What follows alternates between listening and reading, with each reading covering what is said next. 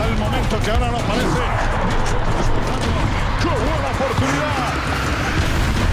¡Leo Messi! So we've come to Gamescom this year with FIFA 13. There's the demo that will be released on, I think it's September the 12th. On the show floor, which the public get to play. We've got full versions of the game which isn't quite yet finished in the behind closed door section, and we've got a few versions out here for the visiting people who get to come to the business lounge to play too. So the new things that we've revealed at Gamescom, and we've already revealed a ton of stuff already this year, are our new key innovation in the EA Sports Football Club. It's called the EA Sports Football Club Matchday. It's a kind of live database for all the major leagues in Europe, and what it does is it takes the player form and player storylines and team form and team storylines and pushes it into the game during the entire season. So basically, if a player's playing well, his attributes will be boosted. If a player's playing badly, they will go down. You'll have to actually connect to the sport much more, follow what's going on, although the game gives you hints and tips on what is going on, and that allows you to kind of customize your squads within kickoff to match kind of the tempo and the beats of the real season. We're also highlighting key matches throughout the year. We'll pick a fixture of the week that we think is going to be the biggest game, and if you select your favourite team, it will give you the next 4 fixtures that are coming up to really help you understand what's going on. So Ultimate Team's a fantastic mode within our game, enormously popular, but many people haven't really gotten into it. So what we wanted to do this year was introduce a flow into the game. We call it Icebreaker Flow, which kind of holds your hand a bit more and talks you through and helps you through the first stages of playing Ultimate Team. What that allows you to do is actually kind of create a customized squad to your own tastes and try and perfect that within the Ultimate Team mode. So the way it works is at the beginning of the game you get to choose a kind of star player to join your squad.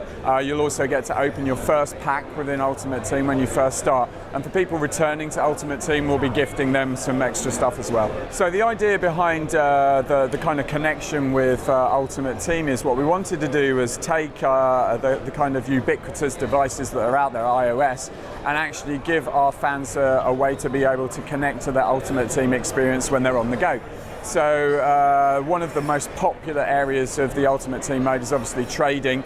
I'm trying to get rid of a player in my squad that I no longer want. Someone else might want that player to perfect their squad that they're building, and you can kind of auction them off on a kind of auction site, if you like. The currency is coins that you earn through playing Ultimate Team, and our iOS app that we'll be launching will actually allow you to do that remotely now. So when you're on the go, you can keep kind of aware of what's going on. So our big philosophy in FIFA this year has been about kind of creating the unpredictability and drama of real football. And by that what we mean is that no 2 games are going to be the same.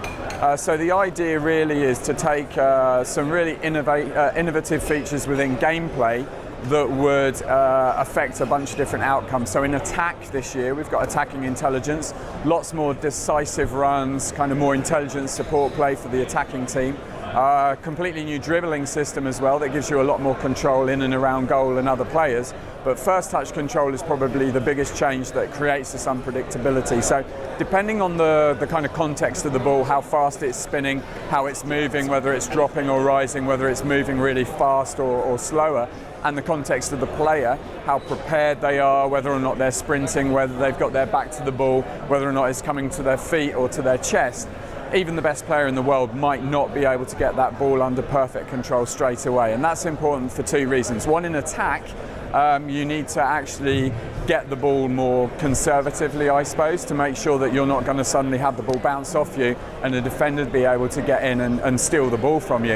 And in defence as well, think more carefully about how you're going to react to that ball coming in so you don't end up bumping off of your player and then the attacking player being able to steal it and get in on goal. For defenders, we've got a new physical play system where you can kind of press the tackle button now, and if you're not in a perfect spot to tackle, you'll jostle the player, push and pull, which sometimes makes him take a poor touch of the ball, which then the ball bounces away and gives you the opportunity to steal it from him too. So it's a very balanced game this year. So skill games are a massive part of the game this year, and hopefully, because you're videoing that way, you're going to see some at some point, but I can't guarantee it. The idea behind skill games is to serve 2 purposes really. One, Our game is obviously great fun to play when you pick it up, but has a great deal of depth. And many of our kind of fans play the game and maybe struggle with some of the more kind of advanced techniques within the game. So the skill games actually allow you now to practice the fundamentals of the game in 8 categories: passing, shooting, advanced shooting, free kicks, penalties, dribbling, lobbed passes, and also crosses. That was 8. I got them all. And on 3 different tiered levels of difficulty: bronze, silver, gold. Bronze being the simplest. Complete that to the kind of desired level, you'll move on to silver, you'll move on to gold. When you've completed all 3, you'll unlock a skill challenge, which is almost like a kind of assault course of that skill. And so for new users, it helps them understand. For expert users or competitive players, you can actually perfect those and then compete with your friends on a connected leaderboard for scores. So you can try and outdo each other.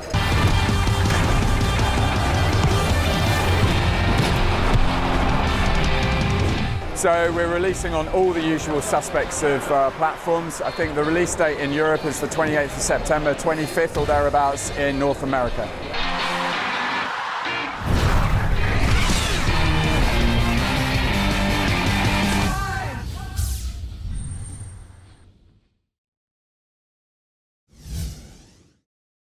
The PS2 version is excellent.